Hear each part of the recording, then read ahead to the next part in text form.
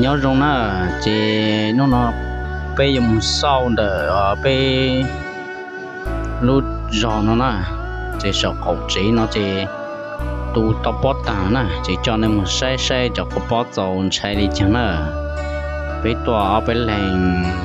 cho họ lựu nó nè chỉ khó nó chỉ tông dự bớt cả lên chỉ cô bớt tổ chức khó dầu chạy chơi nè rồi nên chỉ bắt sai đi nó thì nó mà ít chữ vẫn là nhớ những chữ tao tu kia đó là nó con nào nó tại chỉ này tu thì tập bớt cho trồng trái đây là còn nó tu trên này chính sâu rồi đâu phần trả nó tiền công trả đây thế nào thâu nào mà nhiều ít thâu áng lúc thể nè giờ tu là còn nó trên này chính tu thông blời tặng là tu lên đấy liền chỉ trồng trái nữa tới tên nó nè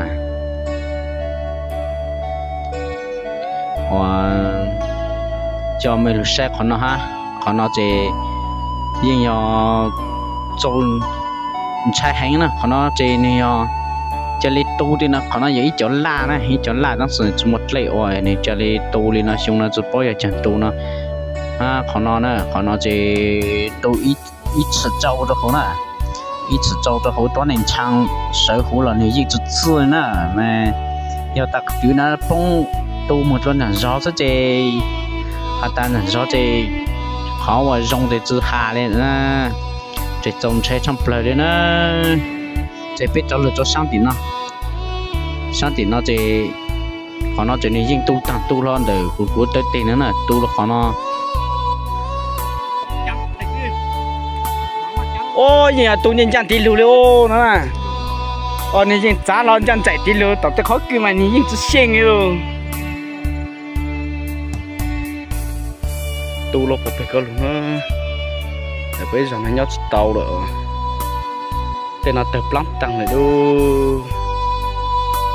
lu sang phải tí có luôn á, khó nó mà, tàu lu sẽ là lu mà, chút chỉ tích lên được con mày nhưng đóng bàn thì bàn lấy xem nè, khó nó này. Trồng trái hành ơi, dù xong nào mà con lại hay ra xong mình chơi ra vô lại xí luôn, không? Tăng cho bị căng mà, cái có lụt lót được có lụt tròn để nó, còn nào để po nó một chỗ còn chẳng hú nữa, po nó một chỗ này hú ấy, chút chỉ kén nhau lại, po tôi chỉ tàng nữa. Nó bị tốt sao?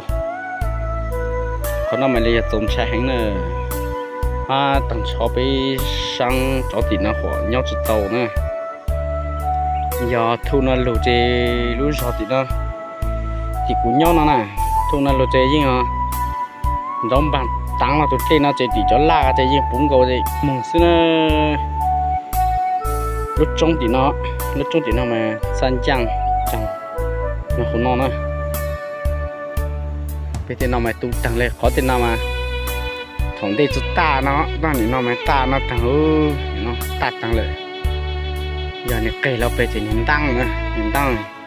nó sẽ mấy tên giỏi gì giống một thằng cho ít khu nữa nó đóng bằng nó dần thằng này gì giống là lành rồi tàu nó nhọn bây giờ chỉ một cái chỗ giò nữa